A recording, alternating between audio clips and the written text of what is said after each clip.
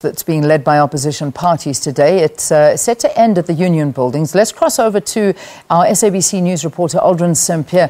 Aldrin, what's happening there? Because obviously everybody gathering in Church Square. Are there any activities happening right now at the Union Buildings?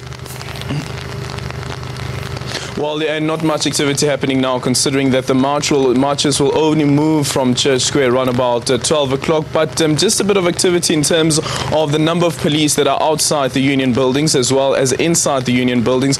I see there's been barbed wire that has been set up along closer to the Union Buildings. The structure itself, you'd remember that previous protests that have taken place here have turned violent. You had the Fees Must Fall March, which is something that some people still refer to when speaking about protest action happening here at the Union Buildings. But last week's protest action, or the marches making their way here through civil society organizations, Save SA, there was no violence or reports of violence taking place.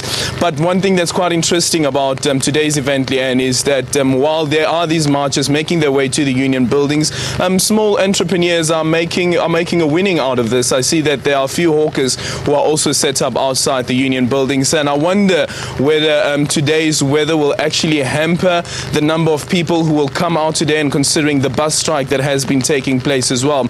And just referring quickly to this, to the insert that you just played, where President Jacob Zuma was in the western area, and something that hit me while I was there was those who support President Jacob Zuma, the voices that support President Jacob Zuma, whether their voices are audible enough, whether they are loud enough in their support of President Jacob Zuma. You have Nomvula Mokonyane, the ANC's NEC member, who speaks quite fondly of the president, and who also emphasizes that this is President Jacob Zuma's last term in office as the president of the ANC.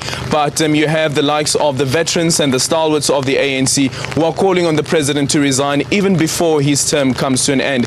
Today's march also takes place just a day before opposition parties, or parties who are interested in the application by the UDM at the Constitutional Court, just a day before they have been told to file the notice of intention to be part of that Constitutional Court case, which will be heard sometime later this month.